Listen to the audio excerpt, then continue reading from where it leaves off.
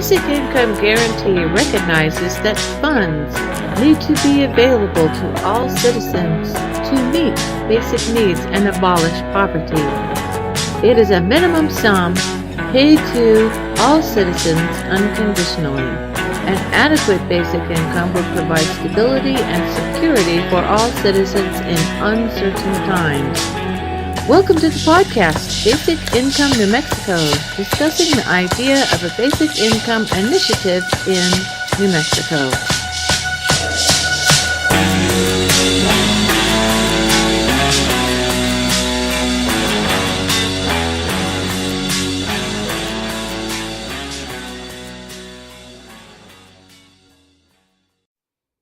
Hello, welcome to the podcast, Basic Income New Mexico.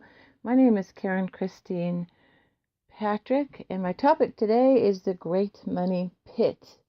And it's the idea that wealth, inequality, reservoirs capital, and creates stagnation. And, there was this great term, well, I don't know if it was a great experience, but a term, stagflation, that was invented when I was younger. I think it was in the Reagan administration, to explain the stagnation of the economy.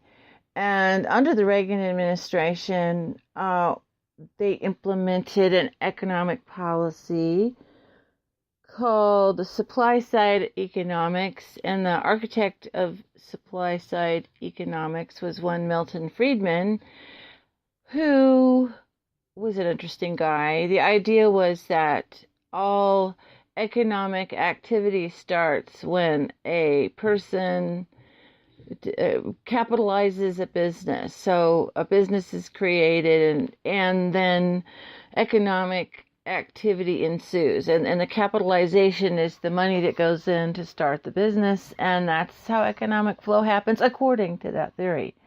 Well, we're down the road many, many years later, having implemented supply-side economics, sometimes called trickle-down economics, sometimes called voodoo economics, by people who didn't care for it much. And what do we have? We have rampant wealth inequality. So wealth inequality is when capital is staying at the top of the financial pyramid and just does not trickle down to the bottom tiers, and the bottom tiers, starting with the middle class, not starting with the poor, begins to have a gap between the oligarch rich and the poor and middle class. What you see in this situation is exactly what you see, what's going on. It's in the paper every day. It's in your household budget every day. It's real. And that is that our buying power, our ability to do maybe what our parents did, our grandparents did, as far as like buying a house and living the American dream, having a car, working at a sustainable wage, especially the one parent thing. I grew up in an era where usually just the father worked and the mother stayed at home, and it was really shouted from the rooftops that that's the true family values, that the mom's supposed to be a keeper of the home and the dad's supposed to be the breadwinner. And it was never a situation in anybody's household in my working career. I worked at home, but I worked on a business with my first ex-husband, and basically, I ran an office, and we had a computer consulting firm, and basically that was the division of labor. But we still had to share housework, so that was good. He was pretty good about that. Had other problems, but he was good about that, and raise our kids, and that's how we worked until we started to really feel the effects of the dot bomb era. And changes in technology and technology development going overseas. So, we had to do different things, and it got a lot harder. So we've just basically had a whole set of circumstances working against American sustainability in terms of income. And, we've had this mindset that the only jobs that count are those that, well, let's say the only human work that counts as that which brings in a salary, and then that salary is not kept up with the costs of things. If we would have had let's say the minimum wage raise according to, what was going on in the economy, it'd be much higher, but they've kept the minimum wage pretty much the same while the cost of everything went higher. And healthcare and housing and education and food, everything going up, but not our wages.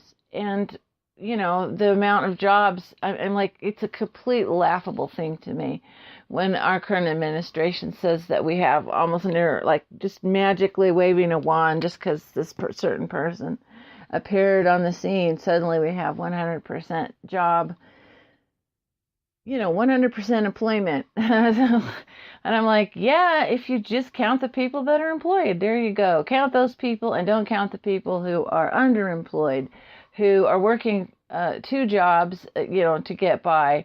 Don't count the people who stop looking for work, because there isn't any in their community. I just left a community with almost 50% unemployment, in New Mexico. And I'm not certain what the employment stats here, but they're probably not much better. And New Mexico being a poor state where wealth inequality is pretty rampant in terms of, we have farmers, ranchers, petroleum, mining, and all of that has produced a great wealth for certain people, and the rank and file people are struggling. The communities everywhere I go, these are not rich communities, and I don't really hang out in the circles of wealth. That's not my gang. I will admit I have that situation. I talk all the time to retired people, poor people, disabled people, middle class people struggling. I don't hear anybody suddenly having just incredible relief from the economic doldrums that have been going on because of this wealth inequality issue. And it's continuing. I mean, it's something like 8, it used to be like 160. I remember that figure a number of years ago. And then it was like 80. And then now it's 8 individual people, 8 persons, not a whole class of people, just 8 people who own half the world's wealth. Half. Okay, that's your money pit. It's just somewhere in a pit. If y'all remember, Scrooge McDuck from Disney had a money pit, and he would dive into it and swim around like it was a swimming pool. I mean, it's not available to circulate. And I know, rich people say, "Oh yeah, we're doing businesses, we're doing all that, we're investing." If that is so, then why is there not job production? And this is why I had a beef with the tax bill, which gave tax cuts with the theory. This is the theory that they were going to, encourage investment, and eventually, bippity boppity boo, through some algorithm, you get jobs for anybody who wants one. And obviously, if they're going to cut everything for the poor, we're going to need one. But there was no requirement that the rich create jobs. There's no requirement that they don't have to. They could just sit on their wealth and not create jobs. They don't have to create sustainable jobs. What I actually see, being a person in the technology field, is I see the creation of automation jobs for robots, jobs for automation. That's what I see. I see rampant automation. So that's very serious. It's very serious, and it could be the greatest thing ever. Actually, I love science fiction. I've been a fan forever.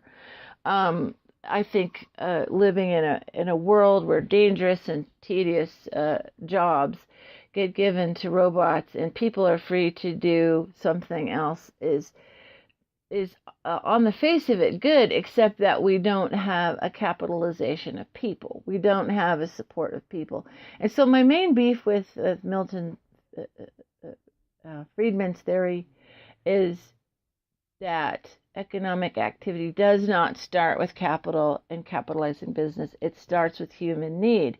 It's when a human needs or wants something, that's the beginning of the economic cycle. And, removing the economic activity from human need is a huge problem at certain classes that look at the situation.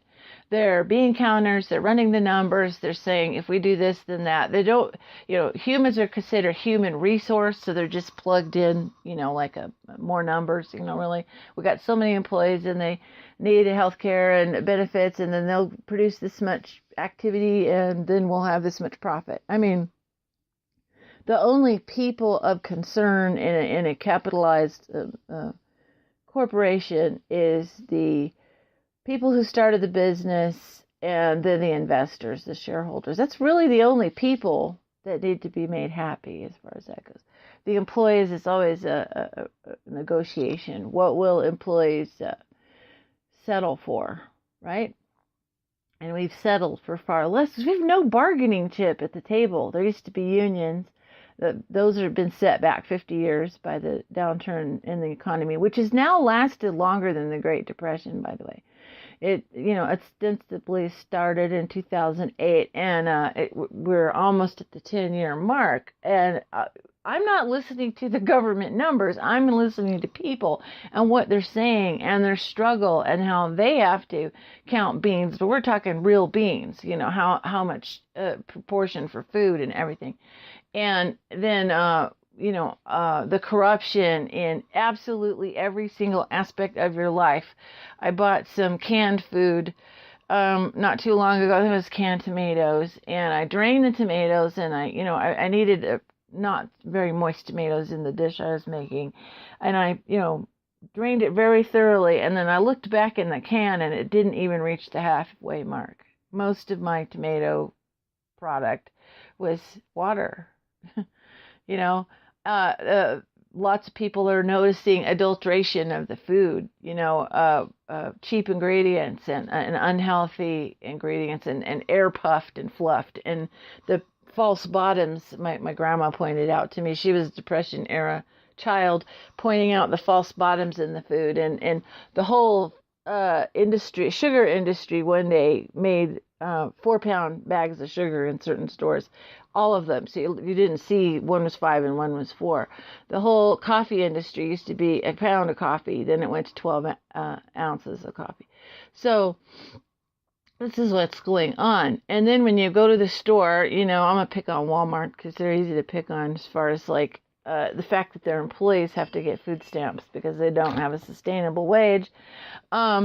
You go in there and there's less and less, cashiers available, and they on either end of the store is the self-serve and more. And even I do it, and I do it because there's just like 4 people working, up the front, and it's like I've got just a few things. Why would I want to wait for that? So I go and I use the self-serve, and I'm really sorry to any person who's losing a job over that, but I got a solution. Okay, the name of this podcast is Basic Income. Basic Income is a international movement. It's studying all of the different proposals that had happened historically, starting with people like Thomas Paine, Revolutionary War, realized that because people were losing access to the land and coming into cities, back in his era, people were getting their sustenance from subsistence farming, fishing, and hunting. And trading if they had time, maybe, trading.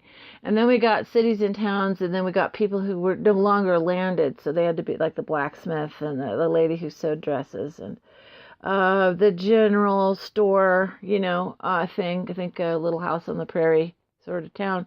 Well, the people that were working in town didn't have access to land, so they had to trade. And then the people working for them had to be paid something. And so, we had an earlier time in which we were so close to the land that was our way to live. That was our way to eat, And when the Bible said you don't work, you don't eat, it means you don't work the land, you're not going to eat. That's just kind of how it was.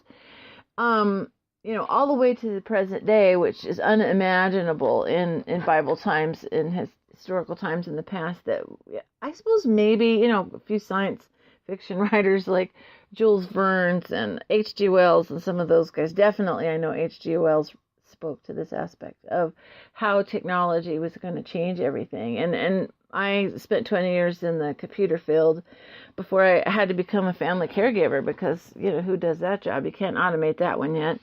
But they're trying, which would not be bad. I'll tell you one job I'd like to see automated in caregiving. That's lifting people. Oh my gosh, it's a chore, and it really is difficult through insurance and whatnot to get the Hoya lift or something like that to lift people, to move people. So I'm all for the technology to do that. But so like I said, this could be a great time. This could be a really great time in our history, except for the fact that we've got everything tied to a paid wage. That's the technology that's not keeping up. The money technology is behind the times. It's behind everything that's happening and going on. We have technological unemployment. People are thinking that's decades away. Maybe they'll get to retire before it really impacts.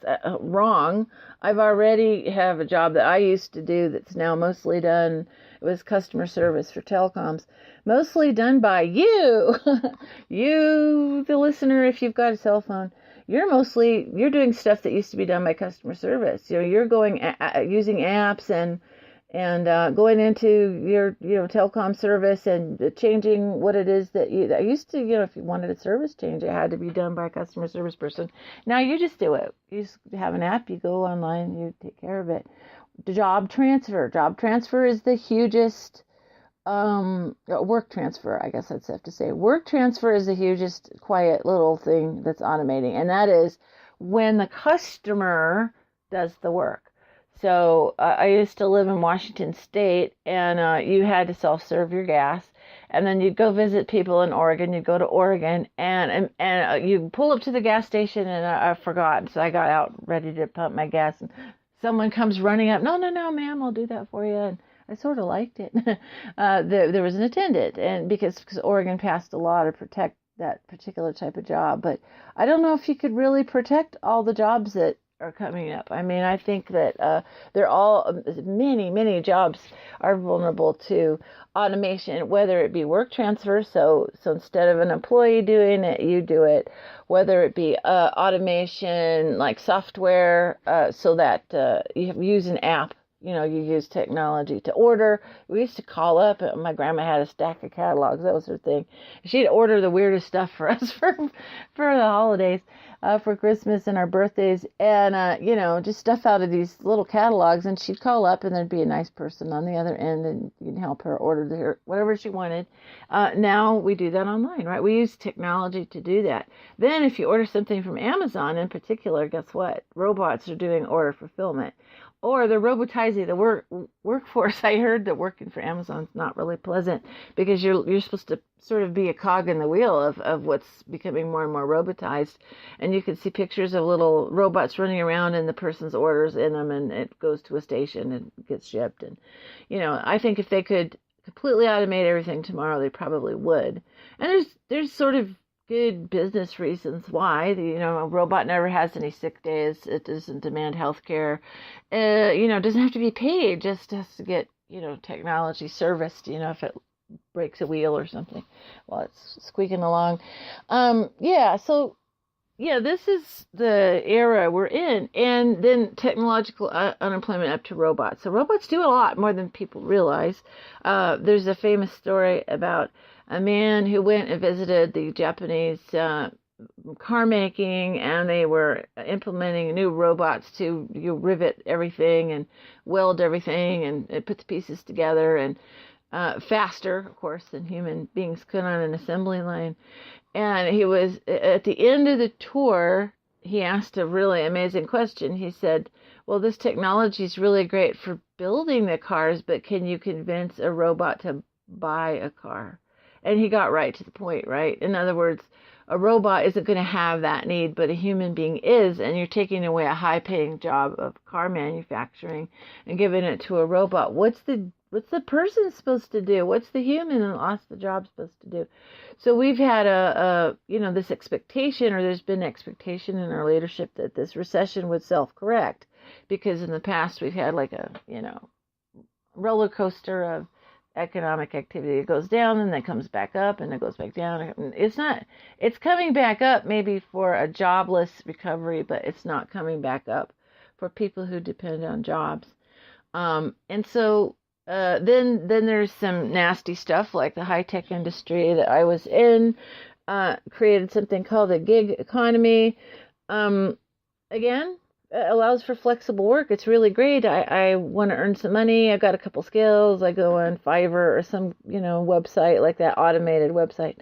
And somebody needs design a business card. So I pick up that job. I design the business card and I get paid. And then I do the next thing and the next thing and the next thing. But what happens is gig economy people just pretty much end up spending most of the time looking for the work rather than doing it. And so they're just working all the time. I mean, in order to be contacted as to whether you've got the job or not, you've got to have your cell phone on at all times. You have to be on call at all times. You have to be Johnny on the spot or somebody else will grab the gig. And contract type work. We went into that quite a bit in my 20-year business with my ex. I did the office work, and we were basically just doing that kind of work, contract work, where there was a 18-month thing or 6-month thing that he was qualified for. I helped him get the job. I did the paperwork and everything for it. When he got paid, I processed it and, all that sort of thing. And he did went and did that particular job. Or sometimes we had to bid for a job. I wrote the proposal.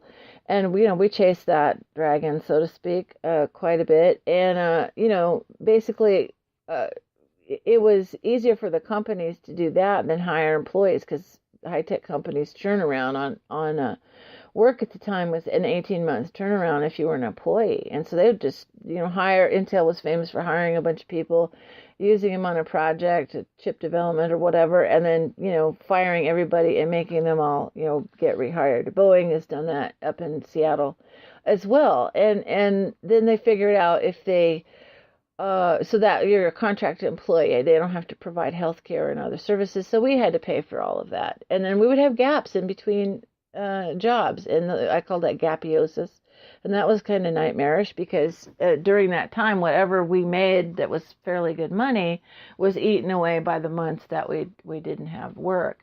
And so there's a great word for all of this, and it's called the precariat. We were in the precariat. This was a term coined by Guy Standing, who is a academic who's been studying this concept of what's going on with people's work, and he's a big voice in the basic income movement in Europe, and he's brought out a study. I think he was a part of a study by UN in India. If we give people a basic income to meet their basic needs, what'll happen? And it was kind of magical, and I won't talk about it because you can go find that. If I talk about it, it won't be nearly as interesting as if you actually go and find out about yourself, about what happened. But the idea of a basic income, and this would be an upgrade in money technology, okay? And back to Milton Friedman. So he said, it starts with the business, the supply side. If you increase the supply, the price will go down. Oh, really? Well, it hasn't worked in housing, has it, right? There's another entity involved in housing, and that's the banks. I'm going to put that right there. Just, think about that. That they might manipulate the market in some way, many ways, in order to keep the prices up. So you still have to have a loan instead of paying for a house for cash. Okay, I said it.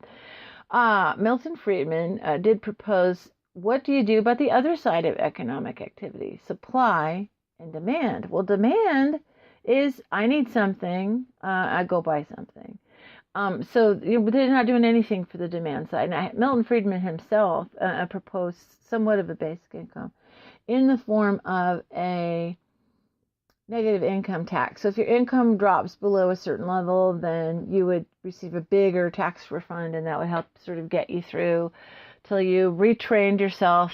Maybe you need new job skills, or you started a business, or you went back to school or whatever. I mean, it gave you some flexibility. Well, they did not implement that part of it. They like this, the rich people and the politicians like supply side, where you give money to rich people. They didn't they didn't really care for that side of it, so they did not implement it. And that's the great divide right there. That's the Grand Canyon of monetary policy, which is giving us 8 quadrillionaires, whatever, owning half the world's wealth, and the rest of us in a dwindling, precarious situation, which is not going to change until we think about you have to capitalize. Capitalism, right? Capitalize the demand side. The demand has to be there. Back to that guy. How are you going to convince a robot to buy a car? Well, you can't. I mean, because it doesn't need one. But people do. At least that's, we're needing that now because we're completely addicted to the idea of having a car. We have needs. We need to be capitalized too. The demand side needs to be capitalized too. And letting people fall all the way down and out, you've just gotten rid of a consumer. So people in the middle class who snoot away at people who get benefits some way or another, or welfare somewhere or another, you got to realize you cut those programs, your town is dead. Because there's a lot of people, they take their money every month, they go spend almost all of it in your store where you work. Okay, well, maybe you won't be working there much longer with robotization. But what I'm saying is most of our jobs exist in the discretionary part of the budget. And this is the scariest part. In other words, the corporations have automated most of commodity type stuff. So your housing and all of that is, it's kind of, somebody owns it and you pay your bill. It's very simplified. It's not much in the way of a job except wherever your check gets processed, and then the process of your food is very automated. I worked in the grocery industry for a while, and it's that's changing a lot, more and more and more automation. Every single thing that's boxed up is going through a factory, and merchandisers put the boxes on the shelf. So there's a little bit of merchandising work there. And then cashiers and other store employees help you, but we're running out of those. So, so the food, your other things that you get, is getting either automated or it's put into really, like for instance, clothing is kind of horrifying because it's made in factories where they don't have all the same guarantees of work safety, and they employ women and they employ children, and they call it a sweatshop for a reason. And so, we've got to look at how we get our goods and services with an ethical mind. I mean, I'm still back to talking about a basic income. The basic income would do this. It would give a floor to poverty, so you could not drop below a certain level. I know we have benefits right now, but it goes through a pyramidic system that is employing a whole bunch of other people before the money gets to the needy people. A basic income's for everybody. And people, I call it the muddle class. They freak out because they think it's going to come out of their paycheck to pay for it. Hey, we just proved that by the multi-trillion-dollar tax cut that we could have afforded a basic income, but we shifted the money up the chain instead of down, where you create consumers. Creating businesses and creating jobs is because the consumers have a need and are able to buy the thing. And most of our jobs are now in the discretionary. So after housing, after food, there's discretionary spending. Your Starbucks jobs, you're getting your car fixed, you're going out to eat, all of that. Most of our jobs are in that discretionary part, and that's shrinking. If that keeps shrinking so that we only go and we just get the most needful things, and they keep talking about millennials are killing the restaurant industry because they don't go out to eat. Hey, talk to a millennial about what the job market is like for them, what it's like to get by. I mean, there's your reason, is that people do go out to eat because they don't have the money. They got money to cook at home, that's it. They don't have money to go out. So with that shrinking discretionary income is shrinking job opportunities. With a basic income guarantee, you at least for the people that have to live on it, they'd be able to pay for what the basic needs are. They'd probably still be in the same boat as most of them are now. But you would also eliminate a lot of layers and levels of government. And yeah, those people would be out of a job. So those of you in that job thing, get ready, because you know what? This idea is catching on. And, I don't know what to tell you. it needs to happen. It's going to happen eventually. It's an eventuality. All the high-tech gurus are telling you that. If your high-tech gurus who are innovating are telling you, Sir Richard Branson and Elon Musk and Mark Zuckerberg, these are your guys that invent your reality, how we function in society. And they're telling you we need a basic income. It's time to listen. Anyway, that's all I want to do for today. Just let you know, I'm on Facebook with Basic Income New Mexico. We're just getting started. I'm on Twitter, really having a good time. At Basic Income NM. I post a lot of information all over the world about the basic income movement and the rationale for it, and studies, and actually scientific studies. This isn't just a fly-by-night sort of topic. It's a big deal, and so I post that. So check me out. Thanks. Have a wonderful day.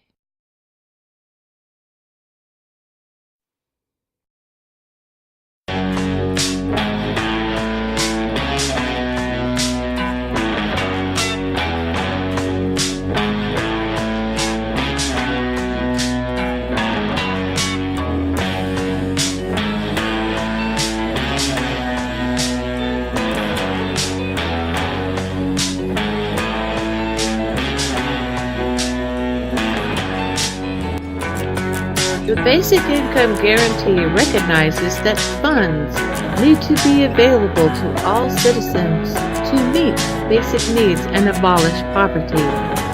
It is a minimum sum paid to all citizens unconditionally. An adequate basic income will provide stability and security for all citizens in uncertain times. Welcome to the podcast, Basic Income New Mexico, discussing the idea of a basic income initiative in New Mexico.